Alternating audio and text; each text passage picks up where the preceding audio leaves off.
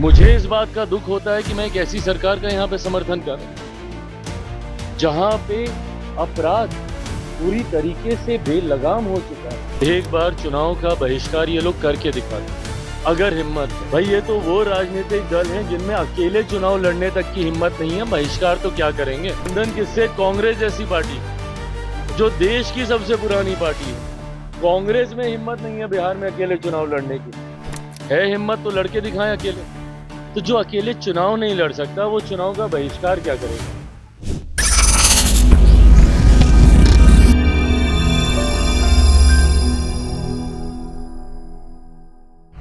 पूरी तरीके से नतमस्तक दिख रहा है अपराधियों के सामने। ये बात सही है कि जो ये घटना घटी है ये जितनी निंदनीय है, जितनी शर्मनाक है, कार्रवाई भी हुई है, गिरफ्तारी भी हुई है, पर पहली बात ऐसी घटनाएं घट क्यों रही हैं।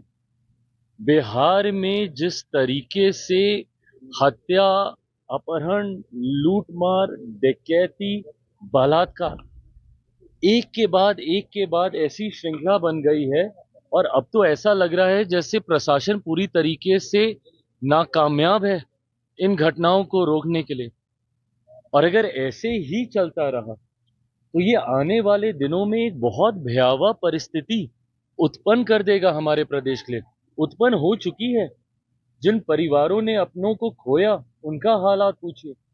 जिन बच्चियों के साथ इस तरीके से दुष्कर्म हो रहा है उनके हालात पूछिए।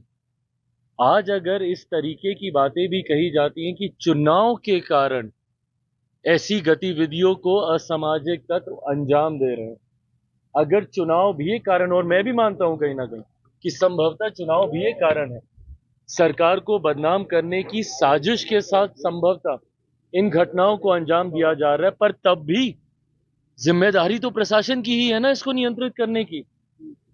कोई भी अपराधी आपके राज्य में आपराधिक घटनाओं को कैसे अंजाम दे रहा है प्रशासन के रहते हुए, या तो फिर इसमें प्रशासन की मिली भगत है और या फिर प्रशासन इस पे लीपापोती करने का कार्य कर रहा है, और या फिर पूरी तरीके से प्रशासन निकम्मा हो चुका है और अब इनके बस का नहीं है बिहार और बिहारियों को सुरक्षित रखना। ऐसे में पुनः एक बार मैं बिहार सरकार से आग्रह करूंगा, जरूरी है समय रहते हम लोगों को इसके ऊपर कार्रवाई करने की। मुझे इस बात का दुख होता है कि मैं एक ऐसी सरकार का यहाँ पे समर्थन कर रहा हूं जहां पे अपराध पूरी तरीके से बेलगाम हो चुका है। इस पे नियंत्रण पाना जरूरी होगा, नहीं तो इस तरीके से बिहार और बिहारियों की जिंदगी से होता हुआ खिलवाड़ बिहार को बहुत बुरे अंजाम तक लेकर। कह रहे कि 1 अगस्त के बाद से असली खेल ये लोग शुरू करेंगे, चुनाव आयोग के साथ मिलकर इलेक्शन को हाईजैक करने की बिहार में चुनाव बहिष्कार करने के बाद और बहिष्कार की बात कह रहे हैं कि हम लोग बॉयकआउट कर सकते हैं आने वाले। मैं तो कहता हूं भैया करके दिखा दें। एक बार चुनाव का बहिष्कार ये लोग करके दिखा दें अगर हिम्मत है। भाई ये तो वो राजनीतिक दल हैं जिनमें अकेले चुनाव लड़ने तक की हिम्मत नहीं है, बहिष्कार तो क्या करेंगे। राष्ट्रीय जनता दल, बिहार की पुरानी पार्टी जो 15 साल तक सत्ता में रही, आज हिम्मत नहीं है इन लोगों की अकेले चुनाव लड़ने की। गठबंधन किससे? कांग्रेस जैसी पार्टी जो देश की सबसे पुरानी पार्टी है। कांग्रेस में हिम्मत नहीं है बिहार में अकेले चुनाव लड़ने की। भैया चिराग पासवान में इतनी हिम्मत तो थी ना कि 2020 में मैंने अकेले चुनाव लड़ने का दम दिखाया। वो भी तब जब मेरे नेता का निधन उस वक्त हुआ था, जब पहले चरण का नामांकन चल रहा था। है हिम्मत तो लड़के दिखाएं अकेले। तो जो अकेले चुनाव नहीं लड़ सकता वो चुनाव का बहिष्कार क्या करेगा। ये सिर्फ धमकी देने का ये लोग कार्य कर रहे हैं। और किस बात को लेकर? आदत हो गई है विपक्ष की डराने की, लोगों को डरा कर वोट हासिल करने की। लोकसभा के वक्त भी ऐसे ही डराने का काम किया था। क्या कहा था बार बार लोकसभा में कि भैया मोदी की सरकार फिर से आ गई तो आरक्षण समाप्त हो जाएगा, लोकतंत्र की हत्या हो जाएगी, संविधान समाप्त कर दिया जाएगा। आज बताइए 1 साल से ऊपर हो गया हम लोग की सरकार आए हुए, कहाँ का संविधान खत्म हुआ, किसका आरक्षण छीन लिया गया, या कौन से लोकतंत्र की हत्या हो गई। एसआईआर को लेके जो भ्रम फैलाया जा रहा है, यही भ्रम सीए को लेके भी फैलाया गया था। सोचिए, एक नागरिकता देने वाले कानून को इन्होंने नागरिकता छीनने वाला कानून बताकर देश के अल्पसंख्यक समाज को डराने का काम किया था। आज मुझे बता दीजिए कौन से अल्पसंख्यक समाज की, कितने मुसलमानों की नागरिकता छीन ली गई जिस तरीके से डराया गया था सीए को लेकर।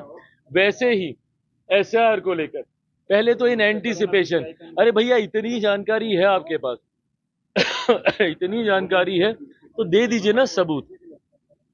एक सबूत इन लोगों ने नहीं दिया। अगर इतनी जानकारी है कांग्रेस के पास, राहुल जी के पास, राजद के पास, तो दिखाए ना कि भैया कौन सा सही आदमी था जिसका इन लोगों ने कैंसिल कर दिया हो या जिसका नाम वोटर लिस्ट से हटा दिया हो।